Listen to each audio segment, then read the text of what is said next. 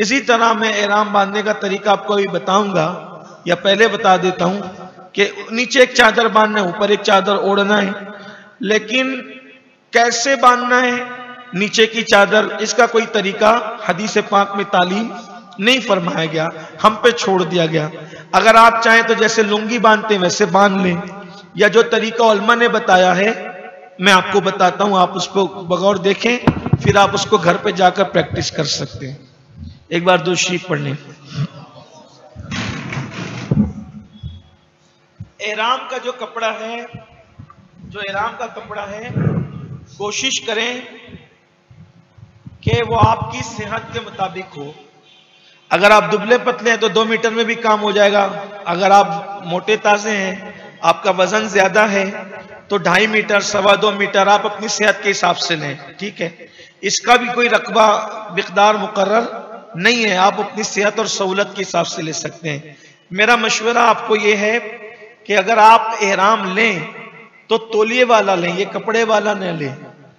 तौलिए वाला लेने से फायदा क्या होता है, उसमें थोड़ी सी गर्मी तो होती है, लेकिन तौलिए वाला एहराम टिक कर रहता है, वो बार बार उड़ता नहीं। ये ओढ़ो ना तो ये बार बार जो है वो खिसकता है, वो बार बार उसको जो है वो डालना पड़ता है तवाफ की हालत में इसमें। और हज में तो तकरीबन कमोबेश 3 दिन तक के एहराम में रहना ही पड़ता है एक साथ, और क़िरान करे तो फिर जब तक हज ना हो तब तक रहता है। तो इसलिए तौलिए वाला, क्या बोलते हैं उसको अपने यहाँ, है टुवाल वाला, क्या जो भी बोलते हैं, वेरल, मैं अगर कुछ पूछूं तो आप मुझे बताएं अपने यहाँ क्या कहते हैं। तो तौलिए वाला एहराम जो मोटे कपड़े का होता है, टावेल जैसे होता है, तो ये अब इसको नीचे बांधना है। इसको मेरी मालूमात में हमारे बुजुर्गों ने 3 तरीके बताए हैं, वो इस तरह से। नंबर 1, एक तरीका ये है कि ये दोनों सिरे, एहराम की चादर के दोनों सिरे बराबर कर लें, और बराबर करके यहां हाथ रख करके इसको यूं करके यूं बांधे, ठीक है।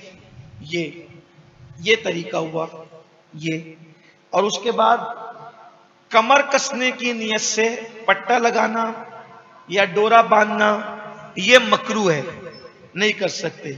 अलबत्ता पैसे या तस्बीह या जरूरत की चीजें रखने की नियत से बेल्ट लगाना, इस तरीके का बेल्ट होता है, ये जायज है। जिसमें जेब वगैरह बनी होती है वो जायज है। खालिस जिसमें जेब वगैरह ना हो, कमर कसने के लिए नहीं बांध सकते। ये एक तरीका हो गया। दूसरा तरीका ये है कि इसको इस तरीके से बांधा जाए कि एक सिरा दाईं तरफ का जो है वो ज्यादा बड़ा कर लें, दूसरा सिरा अपने सेहत के हिसाब से इस तरह डालें, और उसको इस तरीके से डालकर यूं करके बांध लें। तीसरा तरीका यह है जो बहुत सतरपोश है, मुझे बहुत पसंद है। एक तरीका यह है कि आप जो है वो एहराम की चादर को इस तरीके से ले लें, इस तरह से, ठीक। और ये करने के बाद जो यूं होता है उसको यूं कर लें, ऐसे। आमतौर पे मेरा तरीका, यानी ज्यादातर मैं इसी तरह से बांधता हूं। उसकी हिकमत यह है कि अगर इस तरह हम बांधते हैं तो कैसे भी बैठे, कैसे भी चले, तो इसमें जो है वो बेसतरी होने का खौफ नहीं होता इस तरह बांधने में। एक तरीका और बता देते हैं कि आप जैसे लुंगी बांधते हैं, लेकिन उसमें जो वो जब आप चलते हैं तो माज़अल्लाह ऐसा लोगों ने कहा मुझे कि जब लोग अपने अंदाज से इसके अलावा बांधते हैं तो चूंकि कहीं उनको दौड़ना होता है सफा मरवा पर भी, कहीं तेज चलना होता है। जब हम काबे का तवाफ करते हैं 3 चक्कर के शुरू में, हमें जब अकड़ करके पहलवानों की तरफ चलना पड़ता है रमल की हालत में, तो उस वक्त तेज चलने की वजह से जब वो उड़ता है ना तो लोगों की रानें तक नजर आती है। अस्तगफिरुल्लाह। अब ये तो आम हालत में भी हराम है रानें, क्योंकि नाफ से लेकर घुटने तक का हिस्सा किसी भी अजनबी का देखना दिखाना हराम है। और हरम के अंदर अगर कोई नंगा हो, इसी तरह जब एहराम बांधे, थोड़ी सी इसकी एक एहराम बांधे तो इस तरीके से आप बांधे کہ یہ ناف کے اوپر ہونا چاہیے. احرام جب آپ باندھیں یہ ناف کے اوپر ہونا چاہیے.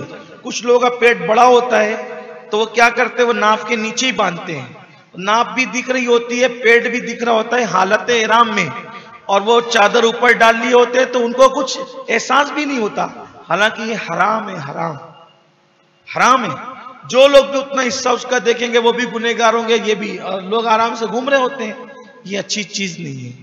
تو ناف کے اوپر باندھا کریں, کیونکہ ناف سے لے کے گھٹنے تک کا حصہ احناف کے نزدیک ستر عورت ہے, جس کا دیکھنا اور دکھانا حرام ہے. اس طرح باندھیں. پھر بیلٹ لگا لیں. یہ اب بیلٹ آپ نے لگا لیا, آپ دیکھیں کیسے بھی بیٹھیں گے, ایسے ہی بیٹھیں گے, ایسے دیکھیں تو یہ کیسے بھی چلیں گے تو آپ کی ٹانگیں نہیں دکھے گی. اس کے بعد آپ اس کو یوں باندھ سکتے ہیں بیلٹ کو. بیلٹ آپ لے لیں.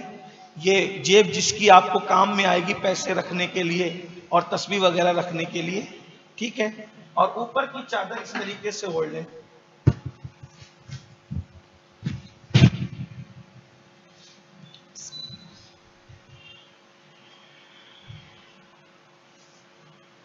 اس طریقے سے.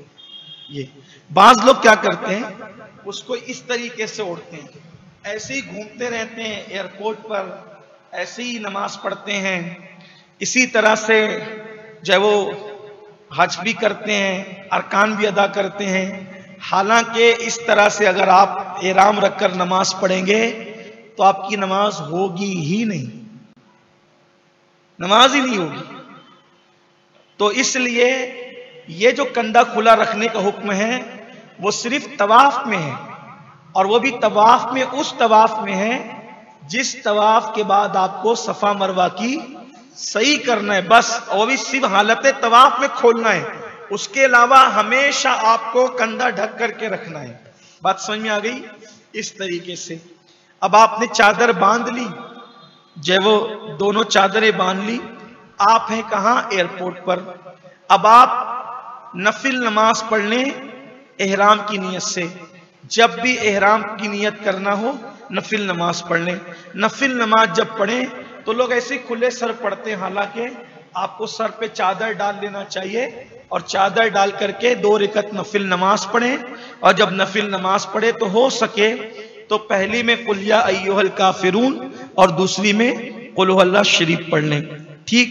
لیکن اب میں آپ کو مشورہ یہاں دینا چاہتا ہوں کہ آپ نماز تو پڑھ لیں گے, نفل نماز اگر مکروہ وقت نہیں ہے تو آپ نماز پڑھ لیں گے, لیکن نماز پڑھنے کے بعد آپ ابھی احرام کی نیت نہیں کریں گے. اب یہاں آگے بڑھنے سے پہلے میری ماؤں اور بہنوں پر بھی تھوڑی سی گفتگو کر لیں. مردوں کا احرام تو یہ 2 چادریں ہوتی ہے, اپنے سلے ہوئے کپڑے اس کو اتار دینا ہوتا ہے. لیکن عورتوں کا جو احرام ہوتا ہے تو ان کا کوئی مخصوص احرام, ہاتھ درد کریں, میں لے لیں, ٹھیک, جزاک اللہ خیر. عورتوں کا جو احرام ہے وہ ان کے سلے ہوئے کپڑے ہی ہیں. اچھا, سلے ہوئے کپڑوں میں بھی اگر وہ رنگین کپڑے بھی پہنتے تو بھی ان کا احرام ہو جائے گا, ان کے لیے کوئی مخصوص احرام نہیں ہے عورتوں کے لیے بھی, ٹھیک. اور عام طور پہ مارکیٹ میں جو احرام کے نام سے جو اسکارف ملتا ہے وہ یہاں سے لے کر کے بالکل نیچے تک ہوتا ہے. حالانکہ ایسا کوئی پہننے کا حکم عورتوں کو نہیں ہے, ان کا اپنا دوپٹہ وغیرہ ہی اور ان کے معمول کے کپڑے ہی ان کا, اس میں وہ احرام کی نیت کر سکتی ہے.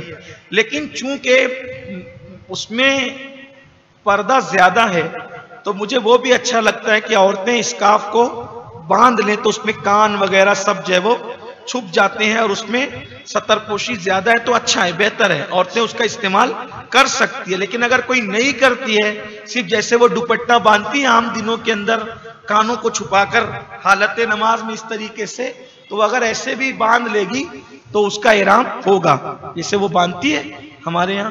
لیکن اگر وہ پہن لے تو وہ زیادہ اچھا ہے. مرد حالت احرام میں ٹوپی نہیں پہن سکتا, حالانکہ میں نے امامہ باندھ رکھا ہے, لیکن جو ہے وہ آپ کو نہیں باندھنا ہے امامہ, ٹوپی نہیں پہننا ہے, کیونکہ احرام کی حالت میں آپ سر نہیں ڈھک سکتے. اسی طریقے سے منہ بھی نہیں چھپا سکتے, بلکہ چھینک کو کہیں تو رومال وغیرہ منہ پہ نہیں رکھیں, ٹیشو کا استعمال کریں. اسی طریقے سے جو ہے وہ ناک پوچھنا ہو تو رومال کا استعمال نہیں کریں، ٹیشو کا استعمال کریں، منہ نہیں چھپائیں، آپ سلے ہوئے کپڑے نہیں پہن سکتے، اسی طریقے سے اندر جو چھوٹے کپڑے پہنتے وہ بھی نہیں پہن سکتے، عورتیں سارے کپڑے پہن سکتی ہیں۔